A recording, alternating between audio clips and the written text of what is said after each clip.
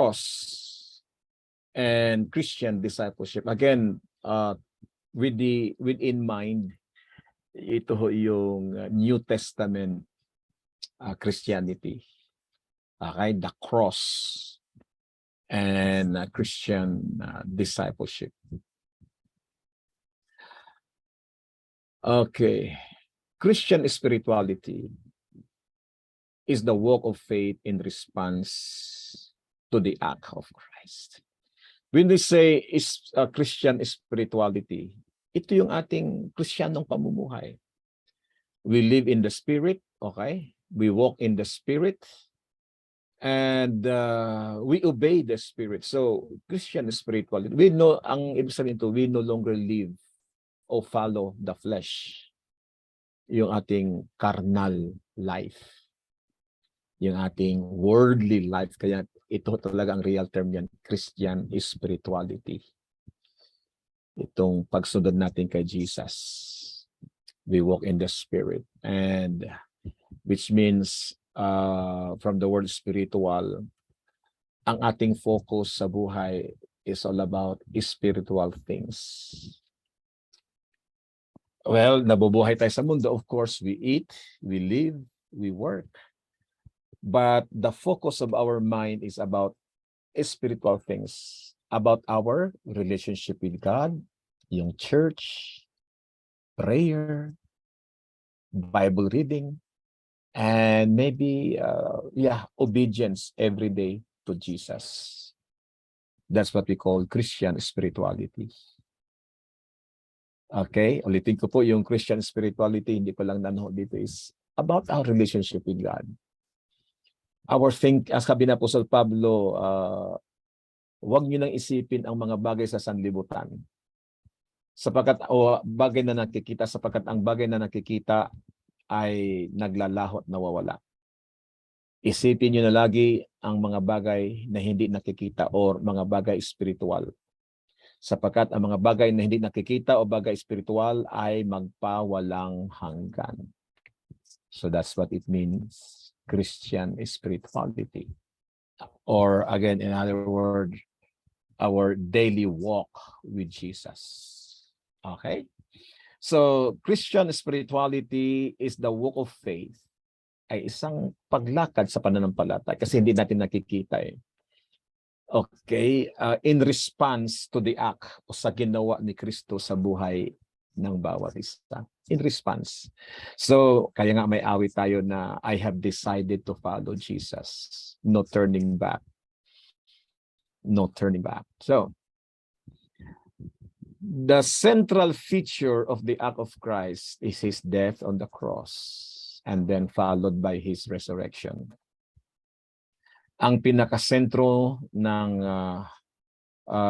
na inilahad sa atin tungkol sa ginawa ni Kristo ay yung kanyang kamatayan sa cross. And then sinundan po yun sa kanyang pagkabuhay maguli. So the cross, again, when I say the cross, it's about the death of Jesus. Hindi yung cross lang na kahoy o nakikita natin ha. When I say the cross, I talk about the death of Jesus, yung kanyang sacrificial death. So, the cross becomes the central point in the history of the human race. Whether Kristiyano ka, Muslim, Hindu, lahat po, people knew. Alam ng mga tao yan. Hindi, ayaw lang nilang tanggapin. Ayaw lang nilang i-recognize. But everybody, even the Jews themselves, kahit ang mga Hudyo, alam nila yan. Hindi lang matanggap. Mga Jehovah's Witnesses, mga Mormons, they knew it. Okay, mga Katoliko, alam nila yan, pero hindi lang nila na-recognize that the cross is the central point in the history of the human race. Pero ang mga Kristiyano lang talaga ang sumusunod at kumikilala. At alam natin yung katotohanan. More precisely, the cross becomes the single most important point of reference for the person who claims to love and serving the living God. So, to make it more precisely or i-narrow it down natin, yan ang cross po ay nagiging nag-iisa at pinaka-importanting point of reference. Pag sabi point of reference, doon natin binabalik-balikan kung sino tayo. Point of reference. Pag tinanong ka sino ka, I am a Christian. I am a follower of Christ. Okay? It becomes the single most important point of reference for the person or the Christian. O kahit kanino man na nagkiklaim na mahal niya at pinaglilingkuran niya ang buhay na Diyos, the cross. Okay? Hallelujah. That's our point of reference. Sino ako? Kristiyano ako. Naniwala ako sa kamatayan ni Jesus. Okay. I am a child of God. I am a follower and I am ready to die for Jesus. I am ready to follow. I am ready to lose everything for Jesus. Yan po ang yan, okay. This walk of faith in response to the cross, itong lakad sa pananampalataya, bilang tugon doon sa kamatayan ni Jesus sa cross, is actually a coming home to the Father, the Creator, made possible by the work of Christ, and affected within the believer by the Spirit. Bilang tugon doon sa kamatayan ni Jesus ay isang coming home, pagbalik loob sa Ama. Diyos Ama ang may likha at ginawang posible sa pamamagitan ng ginawa ni Jesus at pinapatunayan ng banal na espiritu sa loob-loob ng mananampalataya. The Spirit, siya ang nagpapatunay nito. It's not instantaneous. Hindi naman talaga ito, when I say instantaneous, agad-agad. Because believing on the Lord Jesus Christ does not bring automatic transformation. Hindi porket Kristiyano ka na, ay automatic magbago ng lahat. Though some of us, mabilis ang transformation. But for many, like me, ay may proseso kasi yan eh. May proseso. Para bagang isang sanggol na isinilang. Hindi naman agad na sinilang siya ngayon, bukas kulihiyo na siya. Wala namang ganun. Dadaan ho yan sa first day, second day, third day, fourth day, hanggang 1 week, second week, hanggang 1 month. Ang baby ho ay dadaan ho yan sa proseso ng paglaki. So the same also with us bilang Kristiyano, we go through that same process. Okay. It is not automatic transformation. But it does bring a new orientation.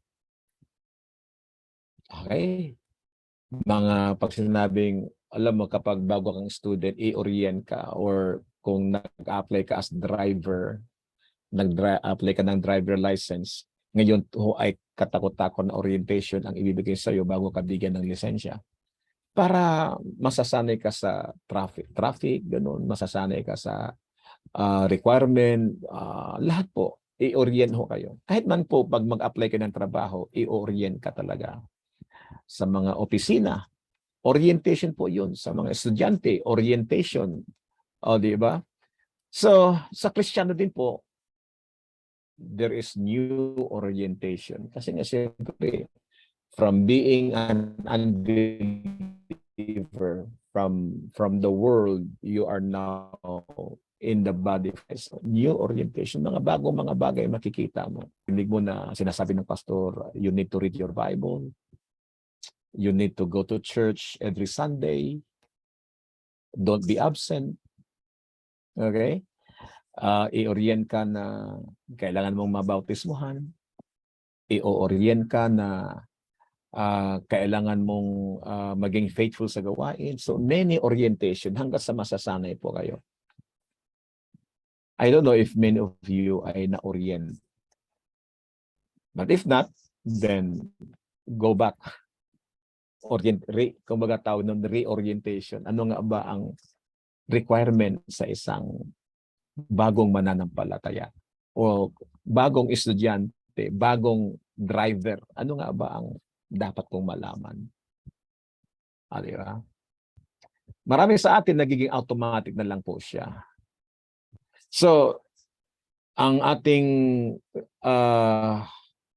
walk of faith, itong ating relationship kay Jesus, it brings a new orientation, a new perspective, bagong pananaw, a new life, a walk in a new direction. Dapat ganun ang nangyari sa atin. Panibagong pananaw. Kung dati-rati negatibo ka na ngayon, punong-puno ka ng pananampalataya. Kung dati-rati punong-puno ka ng hate sa puso mo, ngayon punong-puno ka ng pag-ibig. Kung dati-rati once a year ka lang magsisimba sa Katoliko, ngayon linggo-linggo masayang-masaya ka. New perspective, a new life, bagong buhay. Isang paglakad sa panibagong direksyon sa buhay. Na tuloy-tuloy na po yun hanggat sa fully developed na ho kayo. Hindi yung paurong. Nakakalungkot may mga Kristiyano, paurong. Ang tanda-tanda na sa paglilingkod, paurong. Nakakalungkot. Magaling na sana, talented na sana, no? Magaling na magsalita, pero paurong ang karakter. So, nakakalungkot. But anyway, wala tayong magagawa doon kasi may mga situation talaga kung ganun. So, Christian spirituality is the new way. The way of faith in response to the cross. Okay? Bilang, again, kasi ulitin ko po, ang opposite ng Christian spirituality is carnality. Worldly. Pag carnal, makasanlibutan pa rin. Pag carnal, yung buhay ay ano pa rin ho, directed by the flesh. But when you become a Christian, you are called, ang ating paglalakbay ay Christian spirituality. We are much more aware of the things na gustong ibigay sa atin ng Panginoon, ng mga new things na pinapractice natin, mga spiritual na mga bagay.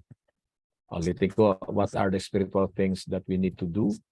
Read your Bible every day. Pray. Go to church. Involve sa ministry. Be a Christian. Be humble, be kind. That's everything about spirituality. Okay, anyway, we will discuss that more later para mas lalo natin maunawaan. So, Christian spirituality is the new way. You are no longer in carnality or worldly or fleshly, nasa laman. It is the way of faith in response to the death of Jesus Christ. So remember, lagi natin yan. I am a Christian in response to the death of Jesus Christ. Tiyakin natin yun. Hindi ako naging Kristiyano dahil may sinundan akong iba. Or, well, though may nag-invite sa akin, may nag-share sa akin about the gospel. But supposedly, fans, when we naging aware na tayo, na nakita na natin, o nga pala, even maybe now, kung ngayon lang po natin ito na-realize, our being a Christian is really a response. Panginoon, namatay ka sa akin sa krus. Salamat po. At dahil sa iyong kamatayan, ako'y naligtas. O hindi ba? At dahil sa pagbuhos mo ng inyong banal na dugo, kaya ako naligtas, or in response to the death of Jesus. Salamat, Lord, na ikaw ay nagsuffer sa akin. Ayan, di ba? Salamat na ibinigay mo ang iyong buhay sa akin. Namatay ka. Kaya in response to the death of Jesus Christ. Hindi lang kasi mag-born again kasi masarap mag-born again. Hindi ho. Mag-born again ka kasi ang ganda ng church namin. Ay, hindi po yun. Nag-born again ako kasi gusto kong sumali sa music ministry. Ay, hindi po yun. Nag-born again ako kasi gusto kong tumugtog. Hindi po yun, kapatid. Hindi para tumugtog sa gitara, sa drum, sa keyboard. Hindi po yun. Gusto kong mag-born again kasi masaya ang mga kabataan. Hindi rin po yun. Nag-born again ako kasi magaling yung pastor namin mag-preach. Hindi rin po yun. Kasi magagaling yung mga musicians doon. Hindi po yun. It is a response to the death of Jesus Christ. Hallelujah. Di ba, mga kapatid? Hindi tayo napunta sa church kasi maganda yung church doon. May pagkain. Hindi ho. So whether ang church ay may building o wala, okay, whether ang church ay magaling musicians o hindi, we go there because our being a Christian is a response to the death of Jesus Christ. Hallelujah. It's not about although of course it affects. But if you truly understand this, it doesn't matter kung ang church natin maganda o hindi. It doesn't matter kung ang ating pastor ay magaling o hindi. We go there in response to the death of Jesus Christ. So let's evaluate ourselves. Bakit nga ba ako ng church? Okay? I go to church in response to the death of Jesus, to the goodness of God. Bakit nga ba ako nagpo-worship? In response to the death of Jesus. Pasasalamat sa kaligtasan. I play drums, I play guitar, I preach the gospel. Nagsasacrifice ako pagpunta sa church kahit ma-traffic. It's as a response to the death of Jesus Christ. Kahit dapat marami akong gawin, may nire-require ako na umabsent. No, hindi ko magawa. Sabi nga, how could I betray my Lord? How could I ignore His goodness? Ayan, mga kapatid. Hallelujah. So, the centrality of the cross o yung death ni Jesus. So again, ulitin ko po, when I say the cross, it's about parang abbreviation po yan sa death, burial, and resurrection of Jesus Christ. The crucial place of the cross in history and therefore in the life of the Christian believer cannot be overstated. The Lamb who sits upon the throne of the universe is the Lamb who was slain. Ang kordero na nakaupo sa kanyang trono, sa trono ng buong sanlibutan, ay yung kordero na namatay sa krus. There is no other salvation except through the crucified one. There is no Christianity. There is no church, mga kapatid. There is no salvation. There is no eternal life. There is no serving. There is no ministry. Hallelujah. There is no church. There is no music ministry. There is no men's, women's, youth, except through the crucified one. Kung anong meron tayo ngayon sa church, kaligtasan dahil sa ginawa ni Jesus Christ. It's not what we have done. Hallelujah. So, ngayon kapatid, itong ating lesson ay nililinaw ko lang. Sabi ko kanina, is our Christianity a New Testament Christianity? So if not, then this is it. Maituwid ho natin ang ating mga sarili.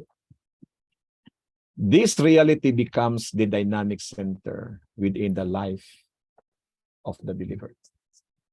Ang katotohanan ito ay the dynamic center sa loob ng buhay ng isang Kristiyano. Ang sentro ng lahat ng ito ang ginawa ni Jesus.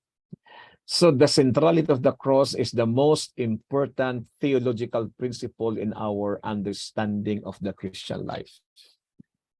Kaya sabi ko bago natin i-tackle ang New Testament survey, pasadahan muna natin to kasi we will never understand New Testament survey or the New Testament itself if we don't understand the centrality of the cross. So, ang pagiging sentro ng cross o kamatayan ni Jesus ay yung pinaka-importante sa lahat ng theology, paniniwala, mga doktrina natin. Lahat po yun. Lahat ng ating mga doktrina, no? Mga pinawalaan, even about heaven, about rapture, about everything. Ang pinaka-sentro ng lahat ng ilang mga libro ng mga theology. Ang pinaka-sentro dyan ay yung cross, death of Jesus Christ. Kasi bakit po? Kung wala kasing death ni Jesus, lahat ng tungkol sa Panginoon, mga pangako niya kan Panginoon ay magiging kasinungalingan kasi nangako siya na may darating na Mesaya. Magiging hungkag ang buong Biblia kung wala ang death ni Jesus Christ. Kulang. Hindi kumpleto ang Biblia, kapatid. Kasi even doon sa Old Testament, tad-tad po yun ng prophecy about the death of Jesus Christ. Lahat po ng worship, yung ritual ng Old Testament is a type or is a shadow or is a symbol of the coming of Jesus Christ. So walang silbi lahat yun sapagkat kung wala ang death, sapagkat ang death, ang pagdating ni Jesus Christ are all fulfillment in all Old Testament worship. The tabernacle, the temple, everything has its fulfillment in Jesus Christ. So makita mo, kung wala talagang death, walang hungkag ang lahat ng Old Testament, kapatid. Okay? Kita ho natin talaga, no? The most important theological principle in our understanding of the Christian life. Consequently, the cross or the death of Jesus is the central symbol of our faith. Yung death ni Jesus. Doon sa Old Testament, bago dumaan yung angel of death, ang utos ni Moses is, ng Panginoon kay Moses na lagyan ng dugo ang hamba para pag dumaan ang angel of death, magpapass over siya, hindi papatayin yung pinaka-eldest son o firstborn. You know, lahat po tayo ay hinugasan na ng banal na dugo ni Jesus. May pahid na tayo ng dugo ng Panginoon. So every time that death is no longer effective in our life, we already have eternal life. So balot tayo ng dugo ni Jesus, His death on the cross. Sabi nga ng Hebrews, without the shedding of the blood, there is no salvation. And without you, okay, being washed by the blood of the Lamb, you are not saved. See? Yung pinaka-sentro ng ating Christianity, mga kapatid. Why we are alive, why we are in church.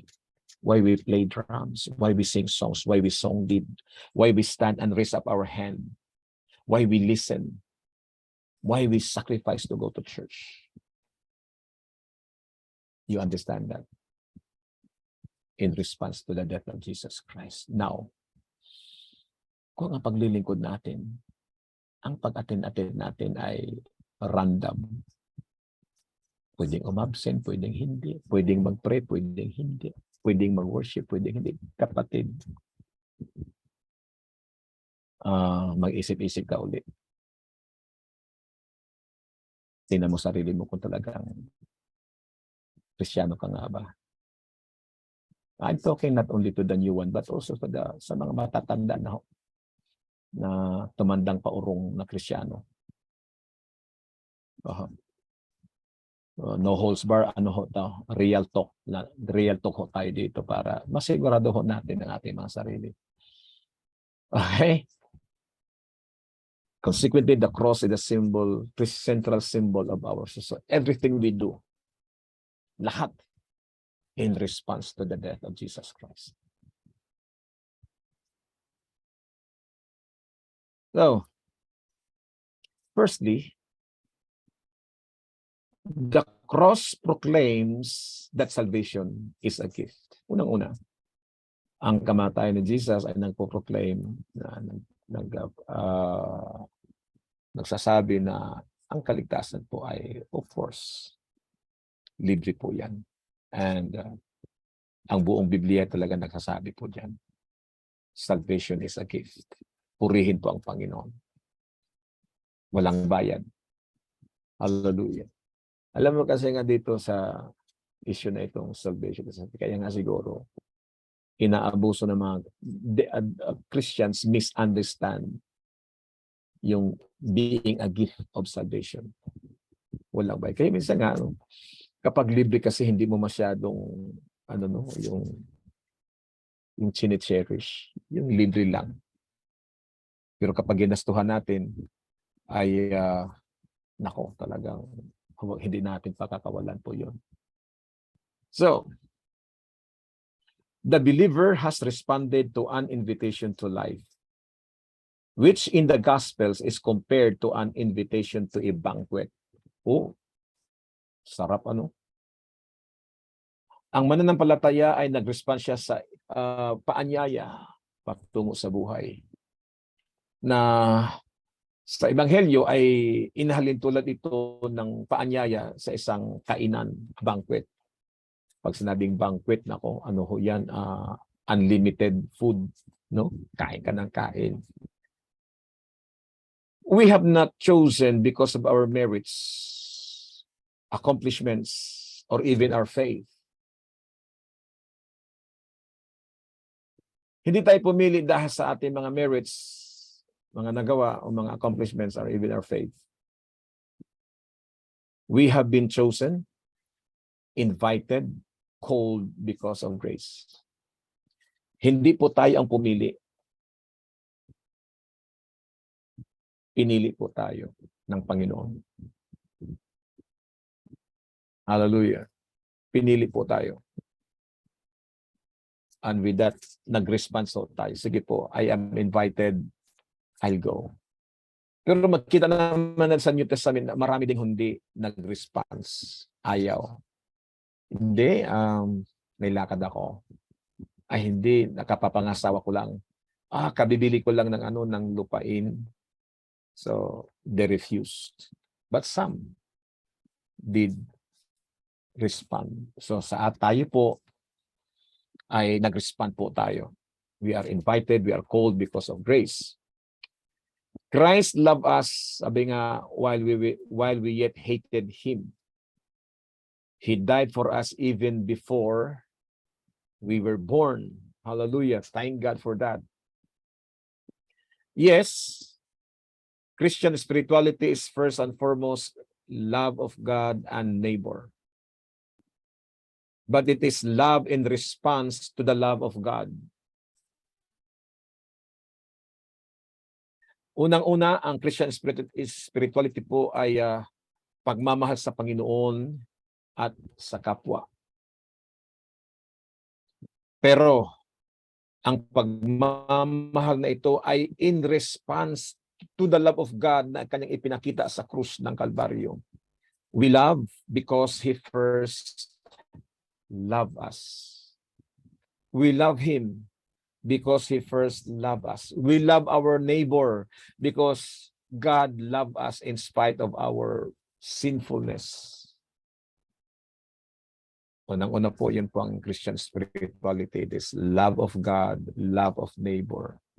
And that love is shown because of the love, in response to the love of God.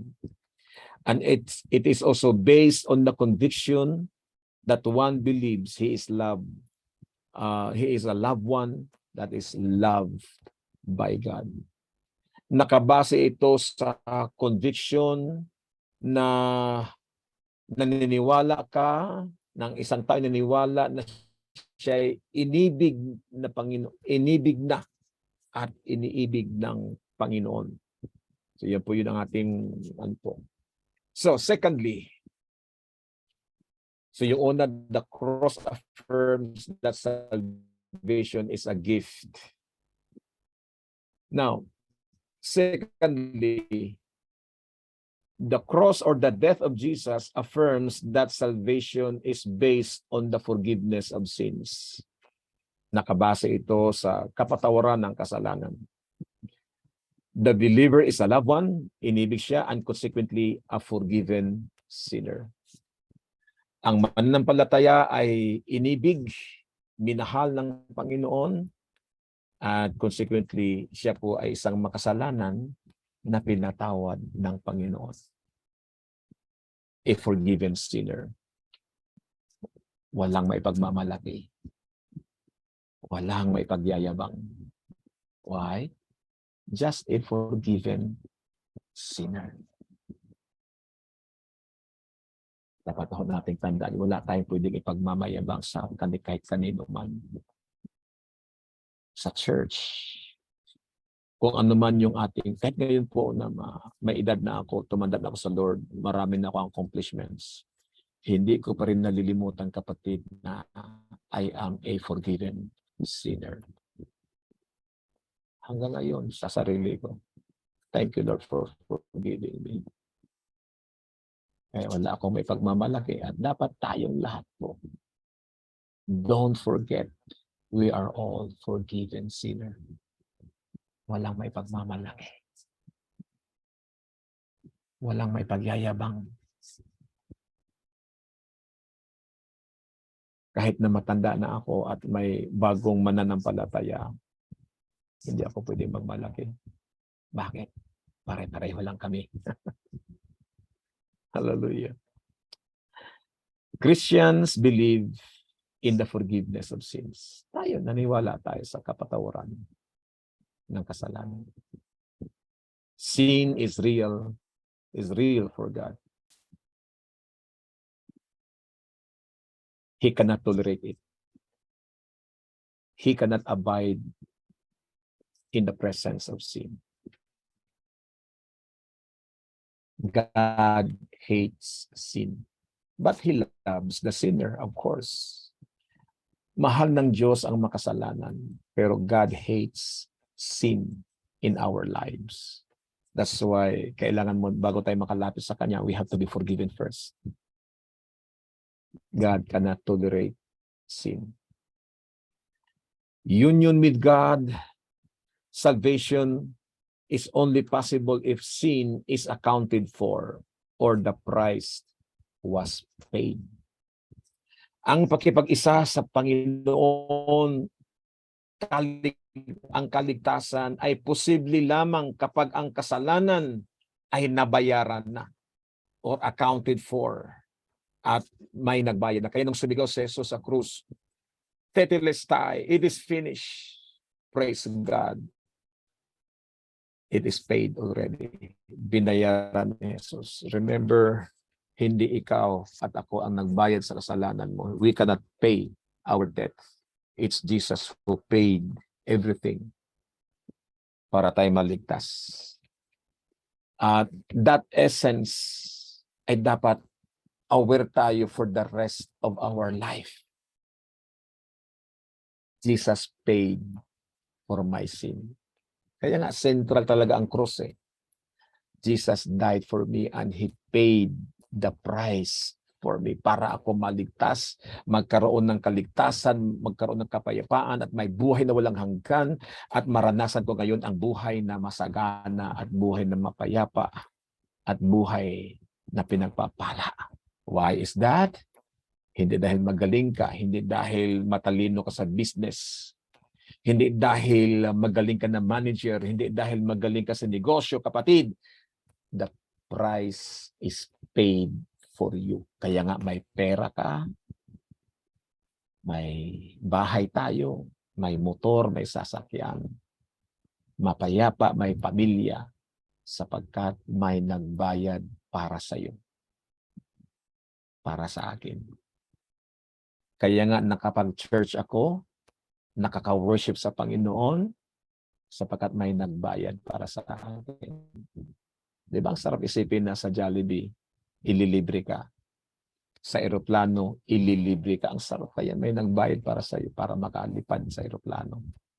Especially kapag nagkautang ka 50 million tapos may nagbayad para sa iyo, ang sarap isipin. But then, Jesus paid the price. So, the centrality of the cross. So, there is no freedom, no salvation, unless sin is repented of and forgiveness found and appropriated. Walang kalayaan mula kay Satanas, mula sa kasalanan, mula sa kadiliman. Walang kaligtasan hanggat hindi pinagsisihan ang kasalanan, hindi napatawad, at hindi naibigay or appropriated doon sa makasalanan. Salvation is dependent on a knowledge of one's forgiveness. Ang kaligtasan ay laging nakaakibat doon sa ating kaalaman na tayo pinatawad lamang. I am saved because I am forgiven. I am a Christian because I am forgiven. And that essence, being forgiven through the death of Jesus Christ, that's why we cry in our worship. Namamangha tayo sa church. Namamangha tayo sa kabutihan ni Jesus. Sapagkat, Lord, thank you for forgiving me. Thank you for saving me. Thank you for dying on the cross. If not, kung hindi ka namatay sa cross, wala ako ngayon dito. Walang buhay na walang hanggan. Walang kaligtasan po. Minsan mo dahil sa matagal ng panahon, nalilimutan na po natin yan. Kaya tingnan mo mga Kristiyano, pag Sunday, nakatungangang. Nalimutan na kasi ang utang natin na binayaran ni Jesus. Nalimutan na natin mag-appreciate kay Jesus. Dapat araw-araw po yun ma-appreciate. Kaya nga tingnan mo, nasa church nakatunganga. Minsan siguro, I don't know, but this might be true. Sinasadya magpalit kasi ayaw mag-worship. Worship pa naman eh. Doon ako sa preaching. Pag dumating naman sa preaching, halos amen na lang ang marinig.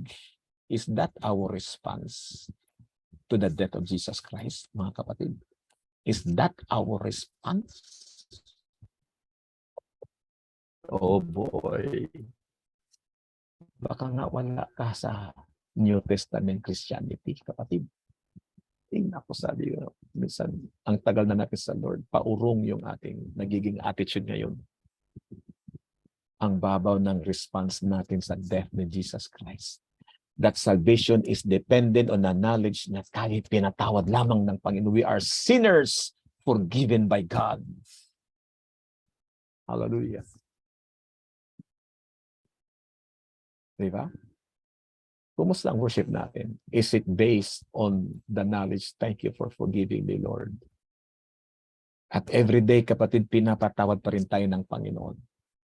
Remember that. Huwag natin kalimutan yan. So how do you respond to that love of God in your life?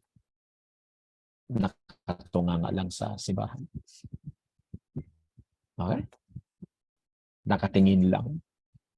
Or nag-worship man, thank you, Lord. Amen, Lord. Thank you, Jesus. Wala man lang ka, latoy-latoy. Kasi nga siguro nalimutan na kung sino tayo previously. Kung anong ginawa ni Jesus sa atin. Madali tayo kasi makalimot eh. Hallelujah. Purihin po ang Panginoon. So may mga nag-response dito. Amen. Hallelujah. Response na ito sa Johnny Montalban. Amen. Rosaline. Amen. Hallelujah. Rosaline. And then Jairus. I'm embraced at the foot of the cross. Hallelujah. Huwag talagang kalimutan po yan, mga kapatid. Mr. Aida, napakabuti ng Panginoon sa bawat isa sa atin. Purihin ang Diyos. So, ano ang response mo? Hallelujah. Kahit nasa mga song leader, mga worship leader, how would you respond? How would you lead people to the presence of God? Dapat sa mga magsusong leader, sa mga leader ng men's, women's, sa youth, we should keep in mind as we preach, as we share, as we lead people, we are all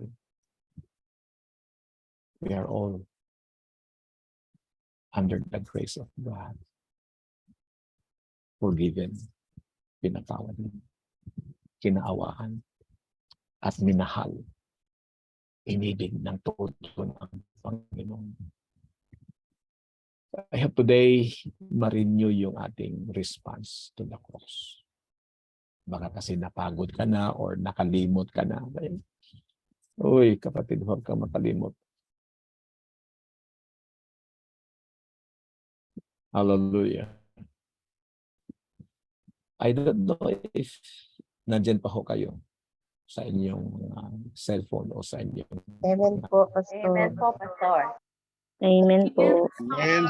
Amen go. Amen go. Amen po, Amen. Pastor. Amen. Amen. Amen, Pastor. Nandito kami. Amen. Praise God. Amen. Hallelujah. Hallelujah. Amen po, Amen. Sabi ni Pastor Aminche, Amen, napakabuti po ng Panginoon. Salamat po sa Panginoon sa paalaala. And then si Olive, Amen. Brother Otaner, Amen. So don't forget. Ngayong linggo, ipatunayan nyo. Go to church early.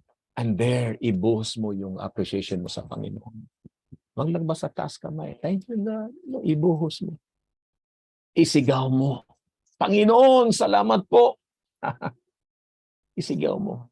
I-appreciate mo ng todo ang Panginoon. Hallelujah.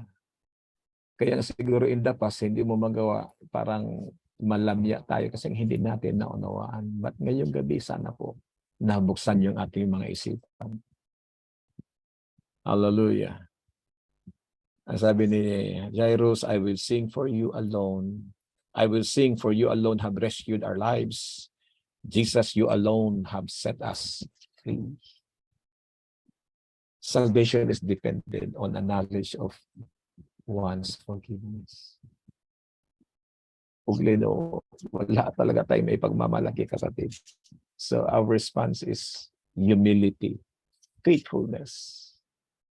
Sabi nga, how can I deny my Lord? How can I, hindi ko maatim na ganun-ganun na lamang yung ipapakita ko sa Panginoon every Sunday or every moment of my life.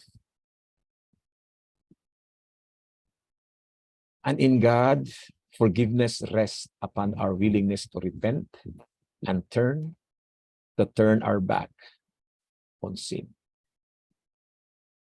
Sa Panginoon, ang kapatawaran ay nakabase doon sa ating willingness na magsisi.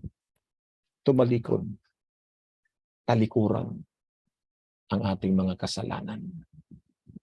Sabi ni Teacher Glenda Loretta, it's all about Jesus. We must live, know Him more. Amen. Hallelujah. Thirdly, the cross declares that we are accepted unconditionally. Purihin po. Isa pa po yan na mapapasigaw talaga. Lord, thank you na unconditional love mo, ang love mo sa akin. Kasi kung conditional, wala talagang maliligtas sa atin. Wala lahat sablay tayo eh. Pero salamat na lang na yung pagmamahal ng Panginoon ay unconditional. Hallelujah. We are accepted unconditionally. Kahit sino ka man. Ano man ang nakaraan. Thank God for that. Salamat po, Panginoon. We are loved, forgiven, and accepted just as we are. Kaya ang laking bagay nito. Hallelujah. Forgiveness is conditional. We are received just as we are. Hallelujah. Ang forgiveness naman po talaga ay conditional. You have to accept. Kasi pag hindi mo tatanggapin, yun lang ang isang kondisyon ng Panginoon. Ang love ng Lord ay unconditional, pero ang forgiveness conditional. Pumunta ka, umuwi ka, mag-repent ka. At tinatanggap ka naman ng Panginoon just as you are. Yun lang talaga. Mag-response ka lang. Yun lang ang kondisyon. Mag-repent. But unless you repent, there is no forgiveness. Unless you humble yourself, kahit na ngayong Kristiyano ka at hindi ka nagre-repent, hindi ka mapapatawad ng Panginoon yan, kapatid, kahit pasimba-simba ka pa. Hanggat hindi ka mag-repent sa alam mong kasalanan, alam mong kamalian, alam mong sablay, there is no forgiveness, kapatid. Wala nang kasapatan, kapatid. Even though makapangyarihan ang death ni Jesus Christ sa krus ng Kalbaryo, it can save the worst sinner, but that sinner must repent. Yun lang talaga ang condition diyan. At tatanggapin ka naman ng Panginoon. Hallelujah. We do not need to perform, achieve, or impress. Hindi na kailangan ho yun. The more we try to impress, the more our performance blinds us to God's love and the reality that we are accepted. Wala nang performance. Wala nang dapat gagawin pa. So you don't have to impress God. Kasi kailanman hindi ma-impress sa atin kasi makasalanan tayo eh. All the things we do, wala ho yan. Just come, just come, just come. Regardless. Hallelujah. Sabi dito, Mr. Aida, without the cross, we are all about bound to eternal hell. Sabi, Jairus, I am forgiven at the foot of the cross. I am accepted by the power of your love. My every stain is washed away. I am forgiven. Si Menchi, thank you Lord, naka-attend po ako. Sobra akong napagpala ngayong gabi. Hallelujah, glory to God. So, hallelujah. Christian spirituality rests on this conviction. I am loved unconditionally. And if I come and repent, I will be accepted and will be forgiven. Napakasimple po. And even until today, hanggat sa ating pagtanda, ang sinabi ng Biblia, if we say we have no sin, we deny ourselves. And the truth is not in us. Ang sabi ng 1 John 1:8 and 9. But if we confess our sins, He is faithful and just to forgive us and cleanse us from all our unrighteousness. Imagine that unconditional love ng Panginoon. Kahit na tumanda na tayo sa paglilingkod, nagkakamali, nagkakasala pa rin po tayo. But if you repent, God will forgive you. Pero may mga Kristiyano ayaw na mag-repent. Ayaw na bumalik. Christian spirituality rests on this conviction. Spirituality is not ever an attempt to impress God or earn His love. No, we cannot impress God. We cannot earn the love of God. No, we cannot earn. Kasi nga po, yung ating pagpunta sa church is not to earn the love of God. Hindi para magpa-pogi points. Hindi po yan ang punto. Hindi po yan ang dahilan. Yung pag-worship natin sa Lord is not to earn the love of God. Yung ating pagtutugtog, yung ating pag-churches ng maaga, nagsasakripisyo tayo is not to earn the love of God, but as a response to the death of Jesus Christ, to His sacrificial love. Hallelujah. Hindi po. We cannot earn. Wala na akong pogi points pa. Kasi pag ganyan lagi ang motive mo to earn the love of God, mapapagod ka. Kaya ayan, umabsent ka tuloy kasi napagod ka din. Kaya ayan, napagod ka sa traffic, kaya ayaw ko man mag-church. Kasi ang focus natin is to earn the love of God. Kaya ayan, napagod ka sa kataas-taas ng kamay kasi yun ang focus natin, earn His love. We cannot earn the love of God. Yung pagpunta natin ng church, pagtaas ng kamay, is a response to the cross. Pag yan kapatid, hindi ka mapapagod. Kahit araw-araw ka pang magpunta ng church, hindi ka mapapagod. Kahit araw-araw ka magtaas ng kamay, mag-worship sa Panginoon, hindi ka mapapagod niyan. Amen. Hindi ka mapapagod. Kasi response yan. Hallelujah. No, we cannot earn His love until today, hanggang ngayon. Hindi natin kaya magpapugi po sa Panginoon. Ulitin ko, ayan, dahil yan ang gusto mo, focus mo, napagod ka. Kaya ayan, mas gusto mong mag-picnic sa linggo. Kaya ayan, gusto mong magtrabaho sa linggo kasi napagod ka na eh. Kasi maling-mali ang ating motibo. Pero sa akin po, hindi ako mapapagod sa bahin ng Panginoon. Araw-araw hindi ako napapagod na pasalamatan ang Panginoon sa kanyang kabutihan sa akin. Araw-araw hindi ako napapagod na basahin ang kanyang mga salita. Why? In response to the death of Jesus Christ, to His love for me. Kaya nga by God's grace until today, 30 plus years na ako sa ministry. Parang kahapon lang ako nagsimula. I feel young in the Lord. Ganda, no? Totoo. I feel young in the Lord. Kapatid, parang hindi ako tumatanda sa Panginoon. Hallelujah. Hindi nakakapagod ang maglingkod sa Panginoon. If yung paglilingkod mo ay response sa pagmamahal ng Diyos sa iyo. Response doon sa death ni Jesus Christ.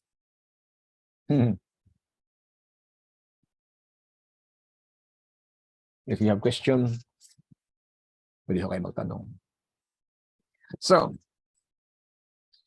it is rather the life of faith live in assurance of the divine acceptance.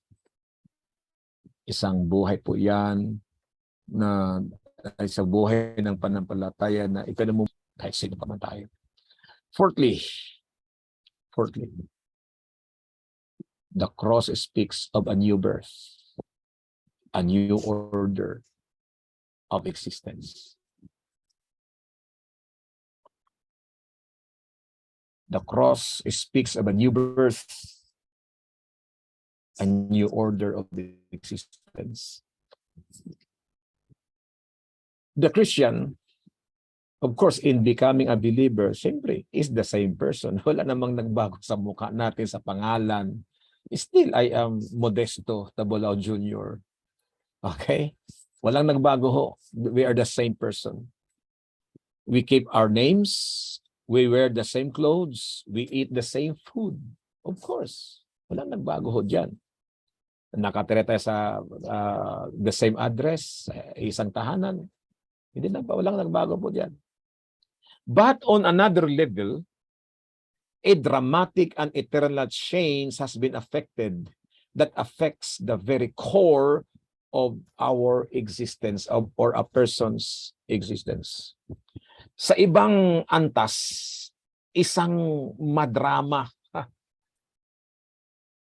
at walang hanggang pagbabago ang nangyari sa atin na nakaapekto sa pinaka-sentro ng buhay natin sa mundong ito. Nakaapekto sa ating mga puso, sa ating buong pagkatao. Di ba? Again, nakaapekto sa ating buong pagkatao. Ang nangyaring ito, matinding pagbabago. Because why? In becoming believers, we have become new person. Diba sabi ng 1 Corinthians, if anyone is in Christ, he is a new creation. Old things are gone. Behold, new things are coming. Hallelujah. We have, by the Spirit, been made right with God. Sa pamamagitan ng Santong Espiritu, inayos tayo sa harapan ng Panginoon. Ginawa tayong righteous sa harap ng Panginoon. We might be tempted to overstate the reality of this change. Baka matutukso tayo na sumobra yung ating pagkasabi sa katotohanan ng pagbabagong ito. Some speaks or write of a change so thorough and affected that they are fully saved and no longer know the consequence of sin. Iba naman, extreme ang theology na nagsalita o sumulat ng mga libro tungkol sa thorough change, nung talagang lubos ang pagbabago, no? Na nakaapekto at sa kanila na they are fully saved na talaga at hindi na nila they no longer know the consequence of sin. Mali po yun. Overstating the effects of believing in the Christ of the cross is not helpful. Na porkit binago ka na, hindi ka na magkakasala, ay hindi po. Na porkit binago ka na, ay sukdulan ka ng banal. Tulad nga dito kanina, ay hindi po. That's not what we're talking about. Okay, yung overstating the effect of believing in the Christ of the cross na hindi makakatulong. Mas probably accurate po na i-recognize na ang bawat isa sa atin fundamentally the same person after we have believed. What does we mean? Fundamentally the same person bago tayo, after tayo manampalataya. Ibig sabihin yan, we are still sinners. Fundamentally.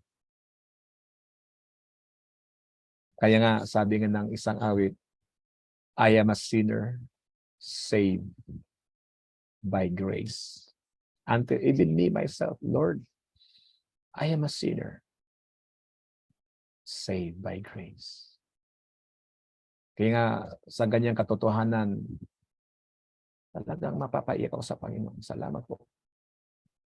Hallelujah. But this reality also has been undermined. Huwag din nating i-misunderstand about these things that we are still sinners. That means ba, pastor, na walang nagbago talaga? Hindi po. This is undermined. We are the same, okay, yet we are different. Iba na tayo kaysa talagang makasalanan na hindi pinatawad. Okay? Kaysa mga taong hindi Kristiyano, sinner, ang ating pagiging sinner ay iba na ho. Yung sinner, they are sinner because they are because they sin. We are sinner merely because that is our background and somehow still nakagawa tayo ng kasalanan. But the difference is that we no longer live or remain in sin. Hindi na tayo nananatili doon. Humihingi tayo araw-araw tayo ng patawad sa Panginoon. That's the difference there. And we are forgiven sinners. There are sinners na hindi pa forgiven, pero tayo, mga forgiven na ho tayo. Imagine that, yan ang kaibahan dyan. In a fundamental and unsettling sense, the kingdom of light has launched a mission upon our dark hearts. We are same people, but we have turned to the light. Hallelujah. Ganon pa rin tayo, the same sinners, pero tayo po ay lumiko o tumalikod at tumalikod tayo patungo roon sa liwanag. The way of redemption may be long, our hearts were very dark, but we have turned, and in this sense, we can with confidence speak of ourselves as a new person. Hallelujah. Sabi ho natin, yo po, totoo yan, nasa mundo pa ako. I am living in the body of sin, but I am now a new person in Jesus. We have been changed through the reality of faith in the crucified one. Again, the centrality of the cross. Binago tayo sa pamamagitan ng katotohanan ng pananampalataya sa Kanya na ipinako sa krus. Siya ang bahala sa atin pag siningil tayo. Siya na ang nagbayad sa ating mga kasalanan. In each case, the various truths proclaimed by the cross event are appropriated by faith. Ang mga katotohanan ito na sinasabi ng kamatayan ni Jesus sa krus ng Kalbaryo ay lahat ng iyon ay nagiging atin sa pamamagitan ng pananampalataya. Purihin po ang Panginoon. It's all by faith. Hallelujah. By faith, we affirm that we are loved, forgiven, and accepted. Doon minsan si Satanas, kinukondem tayo, maniwala ka dyan, hindi, makasalanan ka pa din, hindi, lumang tao ka pa din, hindi, by faith. Tinitiyak natin na tayo ay minahal ng Panginoon, pinatawad, at tinanggap. It is by faith that we live as new people. Sa pamamagitan ng pananampalataya na tayo namumuhay bilang mga bagong nilalang, bagong nilikha. Hallelujah. That's the great difference. Well, the evidence is not always there. In fact, the evidence that we are new people may be rather slim. Kasi pareho din naman yung mukha, katawan, at nagkakamali pa din. So, the evidence that tayo mga binago na ay sometimes manipis pa. But we believe.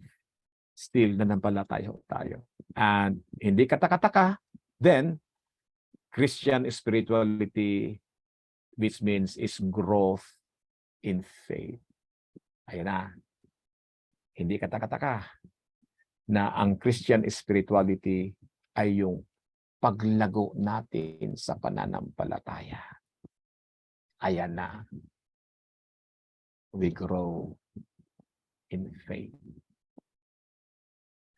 We are made God's people by a walk of faith.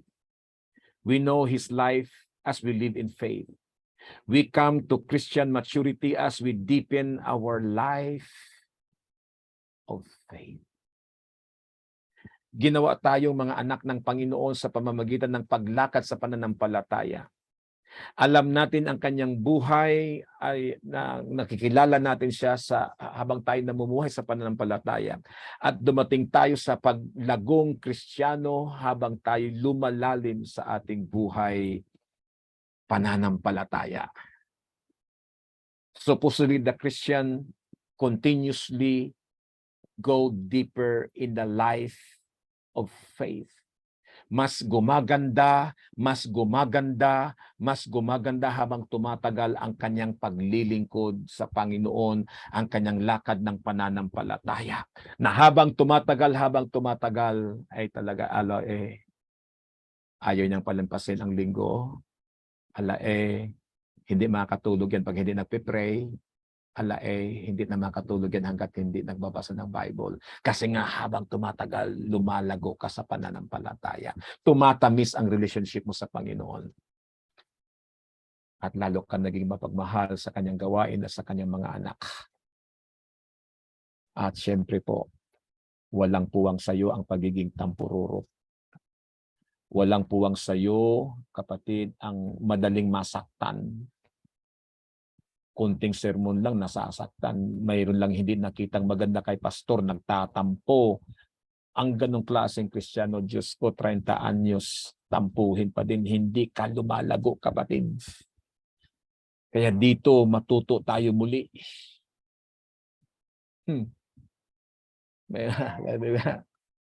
Hindi lumalago ang tagal-tagal na.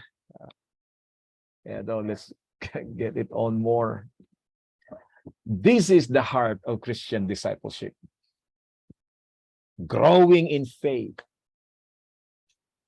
Hallelujah. Here. Christian discipleship, mga kapatid. So, kasi kanina nga sabi natin, this is the heart of Christian discipleship. Now we talk about Christian discipleship. Now, ang Ebanghelyo ni Matthew is the biblical introduction to and a handbook on Christian discipleship. Yun talaga ang libro ni Matthew. And later as we study it, yan talaga si Matthew. Para siyang handbook ng Christian discipleship. You want to follow Jesus, you want to be a disciple, you learn to be a disciple, read the book of Matthew. Yung abiding theme ng Ebanghelyo ni Matthew is the reality of the Lordship of Christ and new life found in being His disciple. Ang pinaka-tema ng Ebanghelyong ito ay yung katotohanan tungkol sa pagiging Panginoon ni Kristo at ang bagong buhay na nasumpungan sa Kanya bilang Kanyang disipulo. Bagong buhay. Hallelujah. Again, when we say bagong buhay, again, new perspective, mga kapatid. New life, new direction to take. Hallelujah. Minsan sa atin, ito, don't misunderstand me. Ang nabago lang ay, kung dati siya ay may bisyo, praise God na bago. Hindi na nanigarilyo, hindi na umiinom, hindi na nagmumura. Nagbago na siya. Hindi lang hanggang doon, kapatid. Kasi bakit? Nagbago ka nga doon, pero yung karakter hindi nagbago. Tampuhin pa din. Late pa din. Diyos ko dahil. Ha?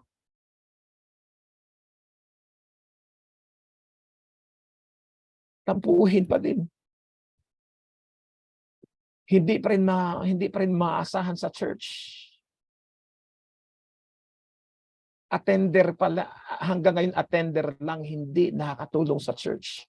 Kaya minsan sinasabi ko, saan ang pagbabago diyan? Natanong niyo ba? Oo nga. Hindi na umiinom. Hindi na naninigarilyo. Hindi na nagmumura, pero yung klaseng Kristyanismo sa loob ng church, nasaan ang pagbabago? Nasaan ang change? Nasaan ang new life of being a disciple? Sa tinatanong natin yan. Proud na proud. Dati lasing ko ako, binago ko ng Panginoon. Dati naninigarilyo ako. Pero sa church, mainitin ang ulo.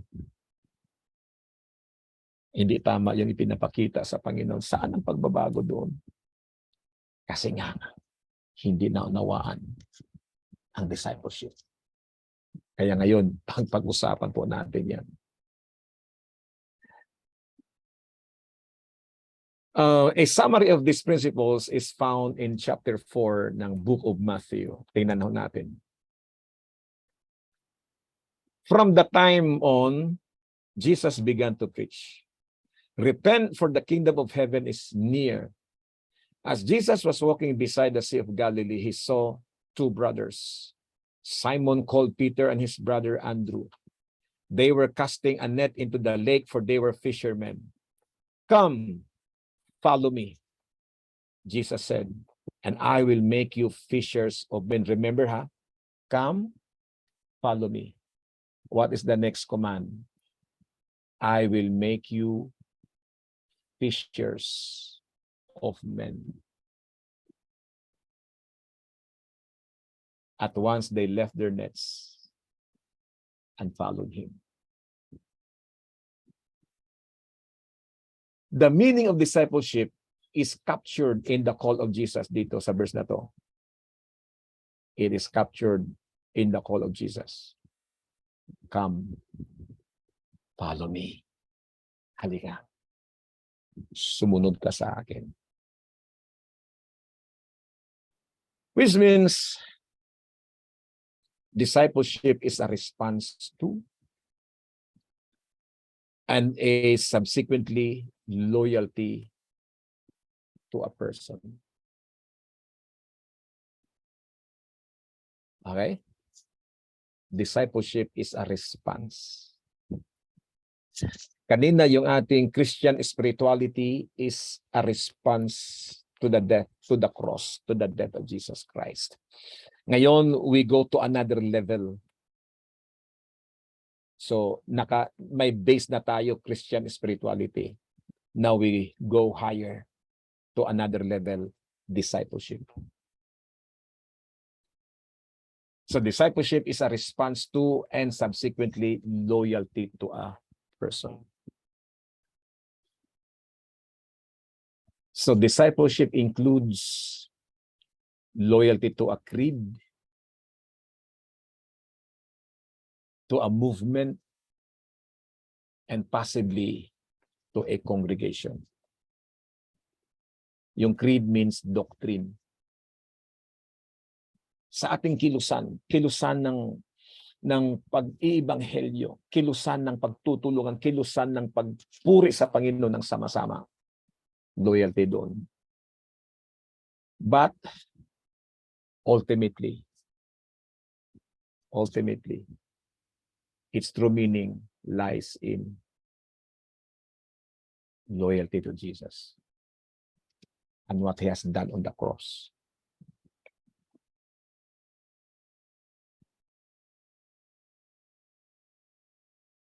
Hindi lang tayo basta loyal sa church.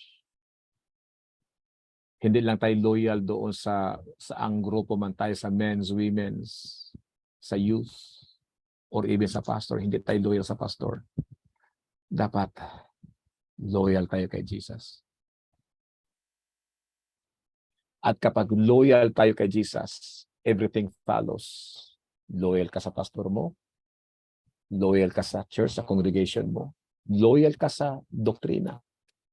Loyal na loyal ka sa lahat ng gawain ng Panginoon. Because your loyalty to Jesus. Sapagkat ang mga gawain sa church ay hindi yan likha ni pastor. Likha yan ni Jesus. Sabi ni Jesus, upon this rock, I will build my church. It is Jesus who built the church. It is Jesus who built the ministry of the church. We don't put our loyalty to the ministry. We don't put our loyalty to the church first and foremost, but our loyalty to Jesus. And when we are loyal to Jesus, everything follows. Now, sabi nga, if you say you love Jesus, but you don't love His church, sinungaling ho tayo.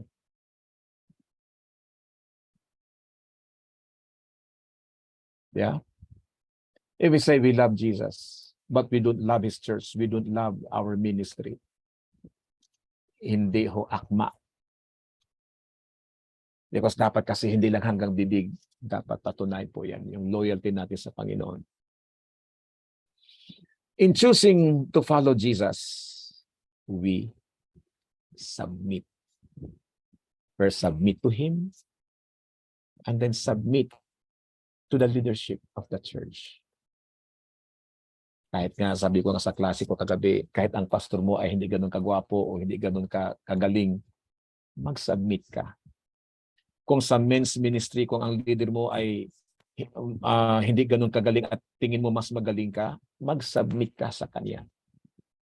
Kung sa women's ministry, sa tingin mo mas magaling ka sa presidente mo, ganun pa din, mag-submit ka sa leader mo. Ganun din sa youth, sa young couple, sa young pro, no? At sa iba pa, you submit. Because that's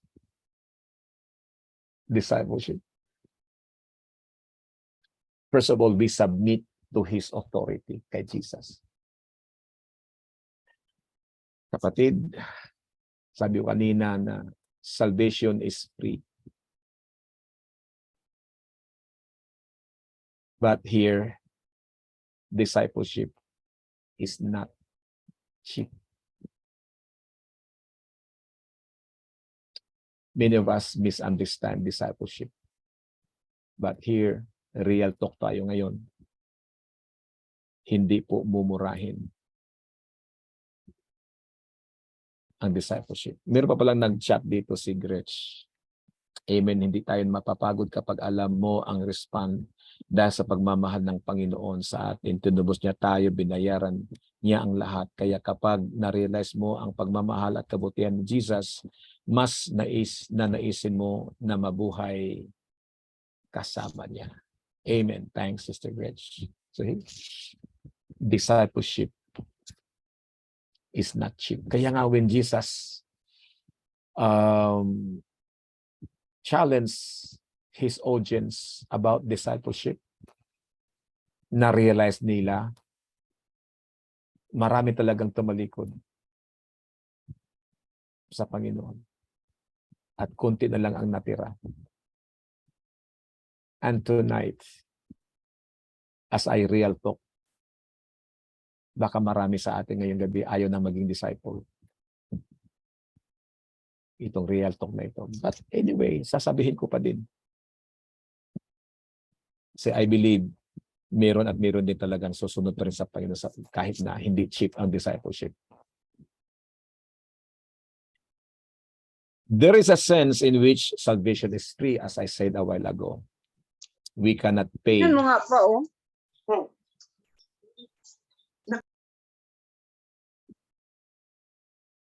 We cannot pay for. Sister Merlin, paki-off po yung ating paki-mute. Thank you po.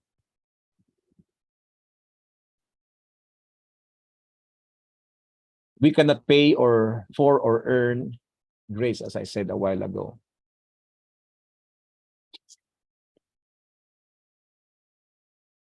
Yet, there is another sense in which it is costly, itong salvation.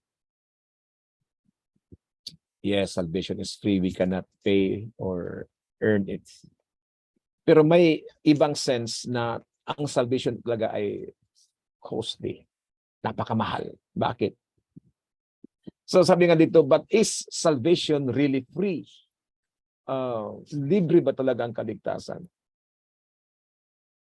Does it cost us nothing? Wala ba talaga tayong babayaran?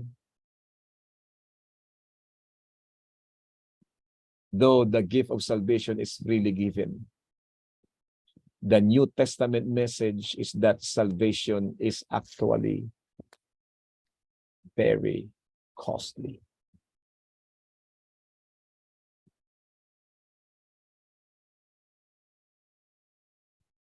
It will cost your life.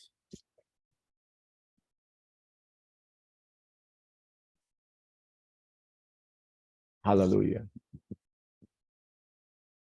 The disciples, during the time of Jesus, the disciples who followed Jesus left everything. Balikan natin to. See? Jesus said, come follow me, Jesus said, and I will make you fishers of men. And then ito yung pinakahuli. At once, they left their nets symbolizes their life, business, pinagkakakitaan. They left their nets and followed Jesus. So here, go back.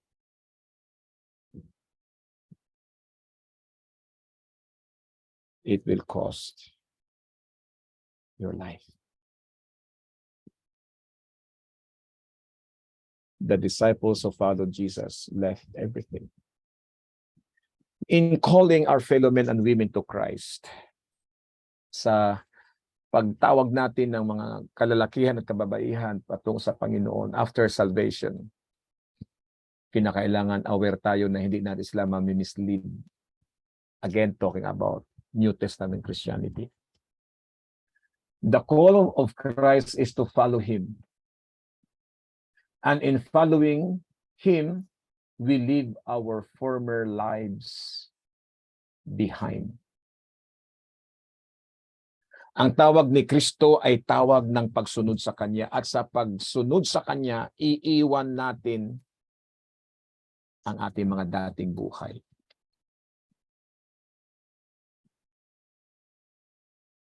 There is no full and authentic Christian spirituality that is not built on this principle. Walang buo o tunay na Christian spirituality na hindi naitayo o nakatayo sa principle na ito. The call to discipleship is a call to a new order of existence. It is called kingdom life.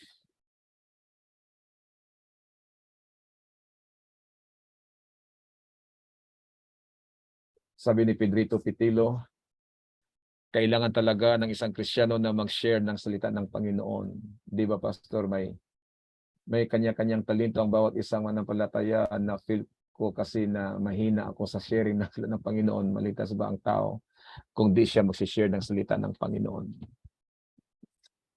We'll answer that later. Tuloy ko lang muna to. It is called kingdom life. It is called a call to know and live for the kingdom of God. Isang tawag na kilalanin at mabuhay para sa kaharian ng Diyos. It is a call to life.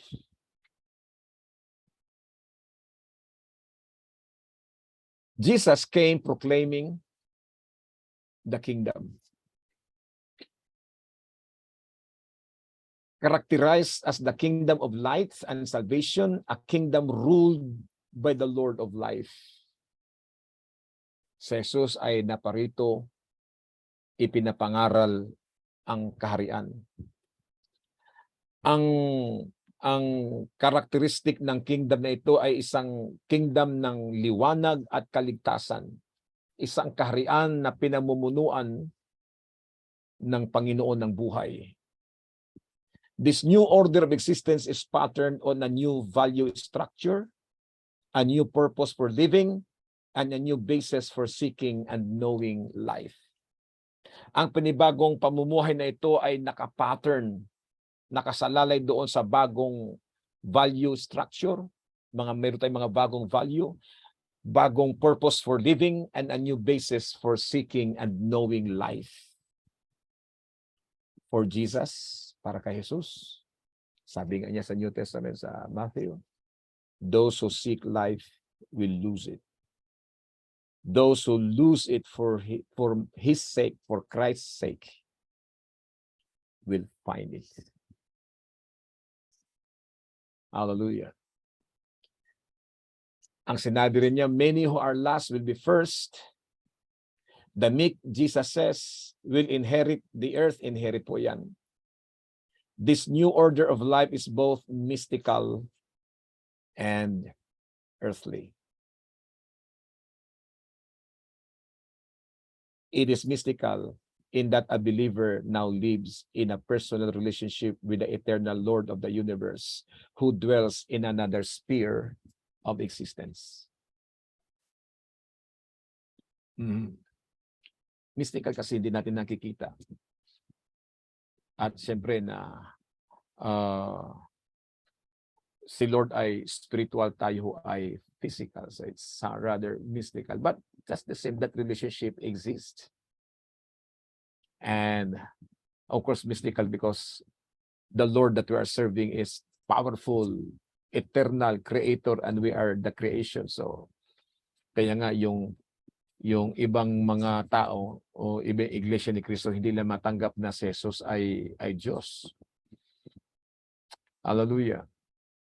It is earthly, for though the believer lives in union with God, he lives out his Christian spirituality on earth.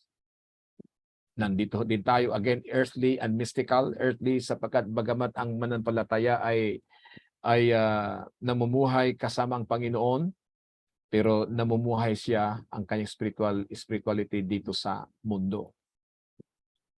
And finally, the call to discipleship is a call to identify with the mission of Jesus.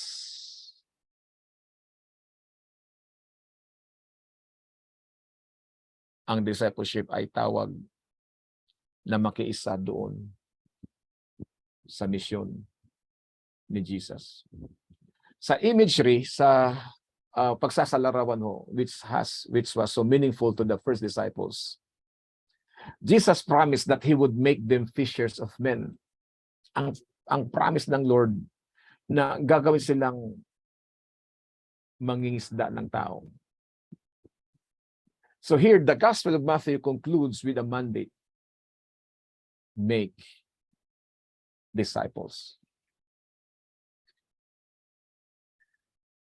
Ang mission ni Christ is more than just disciple making. But this is surely at the heart of His kingdom work. Itong pinakapuso ng kanyang kilos ng kanyang kaharian. And identifying with Jesus in the task of bringing men and women into a relationship of obedience, loyalty, and life, a new order of existence in the kingdom. Ang gawain ni Kristo ay mas higit pa doon sa paglikha ng mga disipulo. Ngunit ito po ang bagamat ito po ang pinakasentro ng kanyang kaharian.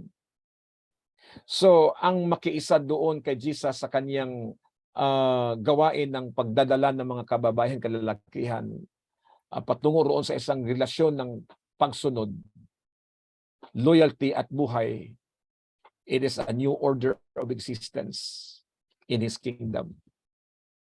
So, someone may ask,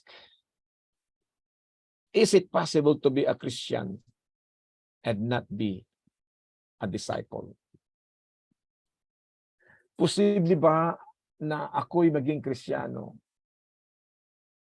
at ayaw kong maging disciple? Magandang tanong po. The answer is very clear. Mas maliwanag pa sa alas 11, baga. A Christian is at the same time a disciple. That is what it means to be a Christian. To follow Christ as His disciple. Any teaching that bypasses this principle is not true to Scripture. Any teaching that fails to uphold the call to discipleship ultimately undermines the reality of the cross. For the one who died rose again as Lord. Ang anumang katuruan na hindi ito, na ito'y binabaliwala, ay hindi totoo sa Biblia. Anumang katuruan na hindi itinataas at hindi ipinapangaral ang discipleship, na ito ang tawag ng discipleship, ultimately, binabaliwala niya ang katotohanan ng cross o sa kanya na namatay at nabuhay na muli bilang Panginoon. The one who calls us to his banquet is the King. If we come, we submit.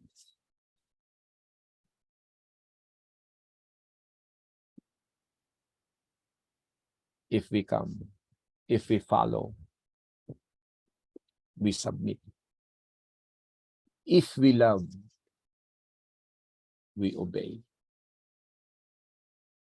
Christian spirituality is the walk of a disciple in faith, in response to the call of Christ to lay down our lives. Here, humility and gratitude.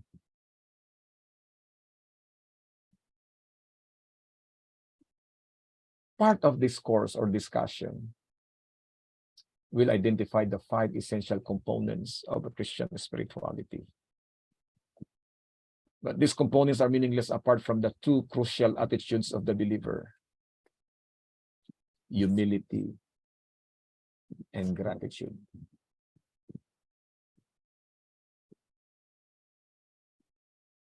Lahat ng tungkol sa Kristyanismo ay magiging baliwala kung hindi kasama itong 2 crucial attitudes ng isang believer. Yung pagpapakumbaba at gratitude. Sapagkat growth in faith is dependent on growth in humility. And on one hand, and growth in gratitude on the other. So again, the one who calls us to his banquet is the King. If we come, we submit. If we love, we obey. Christian spirituality is the walk of a disciple in faith in response to the call of Christ to lay down our lives. So here,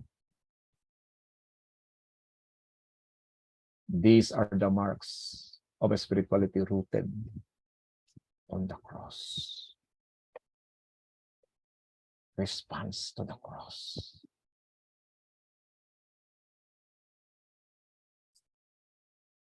An authentic spirituality is not ultimately dependent on what we do and what we have, but on our attitude. As the Apostle Paul puts it in 1 Corinthians 8, sabi niya, knowledge merely pops up. It has no value apart from love. Similarly, without humility and gratitude, our spirituality will merely puff up. It will not edify. The concept of humility may be difficult to grasp, yet this grace is so vital to Christian experience that we must stretch our thinking and seek an understanding towards God. Humility is an awareness of our creatureliness, our dependence upon Him as our Creator and our Sustainer. Furthermore, dagdag pa, it is a growing recognition that we come before God empty-handed, as captured ably by the well-known hymn, just as I am. We have nothing with which to impress God and cannot require Him to bless us. We are creatures before a transcendent, holy God. We are sinners who only know life because we live under His mercy. Humility is simply living the truth, recognizing the reality and character of God, and living in personal dependence on God as Creator and Savior. But humility also has a social dimension, kapatid, in that it refers to our self-perception sa loob ng human community. We rightly recognize the foolishness of the arrogant man who thinks he is more clever than anyone else. But Doug Hammarskjöld has noted that humility is just as much opposed to self-abasement as it is to self-exaltation. Oh boy. To be humble is to refuse to make comparisons. Hindi talaga tayo magkukompare sa isa't isa. Rather, in sober judgment of ourselves and of the task at hand, we are freed from the temptation to consider whether we are bigger or smaller, better or worse. We can engage in the task we are called to do without the bondage of making comparisons. This means that we are now freed from the crushing blows of criticism and from headiness of flattery. We still hear criticism and praise, pero sa humility, we no longer crave the one and fear the other. We can accept both gracefully. Kaya ang sabi ni Thomas Merton concludes that it is impossible to overestimate the value of true humility and its power in the Christian life. So here, sa response natin sa discipleship, what I'm talking about here is submission, or in other term, humility. And until we have that, kasi nga, we thought, Lord, ang dami kong pangarap. Well, kapatid, hindi against ang Lord sa mga pangarap natin. In fact, ang sabi ng Biblia, I know I have the plans for you, plans to prosper you and not to harm you.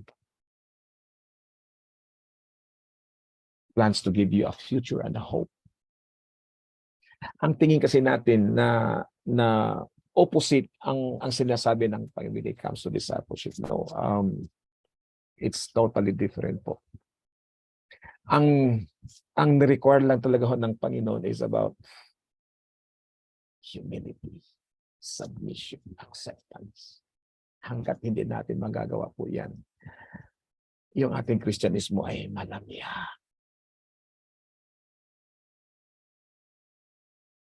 Mahuhulog tayo sa tinatawag na wasted opportunities.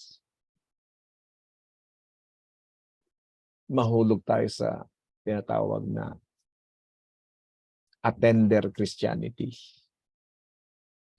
At hindi po yan ang tinuturo